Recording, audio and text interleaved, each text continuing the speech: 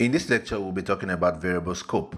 The scope of a variable refers to the part of a script where the variable can be used or referenced. In PHP, there are three levels of scoping. We have local scope, we have global scope, and then we have static scope. A variable is said to have a global scope when it is declared outside of a function because this variable value can only be used outside of the function.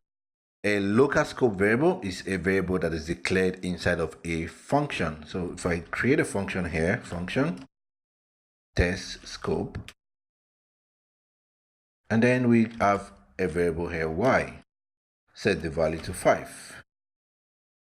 So the difference between y outside of the function and y inside of the function is y inside of the function has a local scope, while y declared outside of the function as a global scope. So to differentiate this, let's concatenate a string here, y inside a function, and then here we can just echo out y.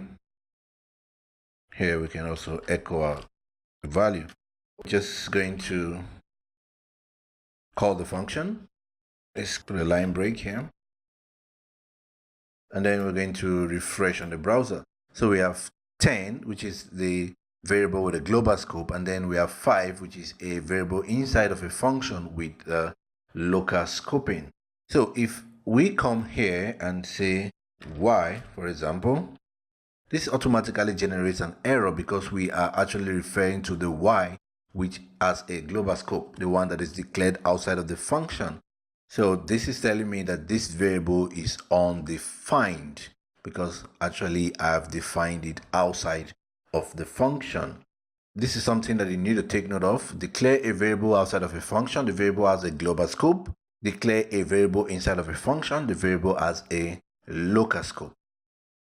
But if I want to reference a variable that I declared outside of a function within a function, all I need to do is add the word global.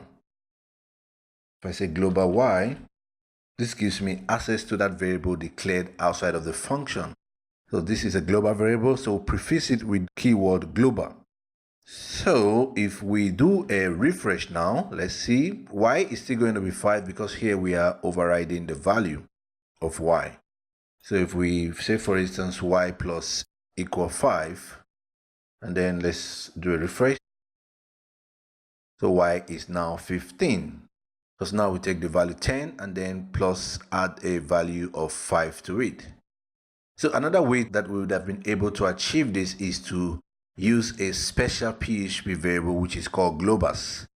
Comment at this. The variable name is called globus. So for example, if I just take this out first and then come here, let's do a var dump and refresh on the browser. Essentially, it tells me all the variables which are available to this file. So even the ones that we didn't declare, some are PHP super global variables like the underscore get, underscore post, underscore cookies, underscore files, and all others. But here you can also see the y which has a global scope and the y which has a local scope. They're all here. So if I wanted to reference the y with a global scope, I can use this PHP special variable. So you can take this out and delete this line. If I put this here, this variable will accept an index. The index will be the name of the variable as a string. So y, for instance, will be y. This will actually give me the value of y. Y equals this. I can say x equals to this. And then here we can say y equal to 5. And below here we can say x plus y. So this is what we want to return. So echo s plus y. So this will still give us the exact same thing. Let's do a refresh. We're still going to get 15. So that's the second way that we can actually reference or use a global variable inside of a function. Another thing that I would like to highlight here is we declared this variable here, x, inside of this function test scope. If we come here and say x, let's say echo s, let's go over to the browser, do a refresh. You see undefined variable x. This is because s is declared inside of the function and it has a local scope. So PHP gives us a warning that x is not declared, x is not recognized variable, but meanwhile we have x declared inside of the function. And then the last thing that we want to talk about here is the static scope. So by default, when we declare a variable inside of a function and then call the function like we did in line 17, the variable is automatically destroyed when the function finishes executing. So by the time we refresh the page and then we see the return value from the function, the variables declared inside of the function will be destroyed. If we want to preserve the variables that we declared inside of a function, we need to prefix it with the word static. If I declare a static variable here and say static s, so we'll make s static and then give it a value of 1. So we're going to echo the value of x, echo x, and then immediately we are going to increment x. So in PHP, we have this little operator that allows us to add one value to a variable. So we increment the value by 1, or we can also use the inverse, which is to decrement it by 1. So in this case, we just want to increment by 1 the value of x. When we echo the value of s, we add 1 to it, becomes 2. That value is preserved.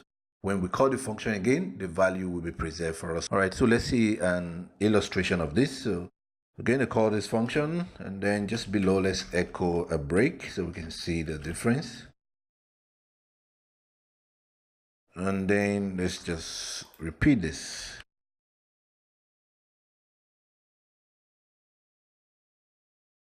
All right, so we do a refresh on the browser. Here we have 1, 2, 3. So initially s is declared as 1. The next time we call s is true. The next time we call s is 3, because we are incrementing s and the value from the previous execution is being preserved because we use the static keyword. So if we turn off this and then just refresh, you can see s is always 1. This is because we have actually removed the static keyword from the declaration of the variable s. So when the function finishes executing in line 16, the value of s, the variable s, is destroyed. And then we call the function again line 18, s has been resetted to 1. When it's finished executing, s is being destroyed. And then we call again line 20, when it's finished executing, s is being destroyed, as opposed to the time when the static keyword was here.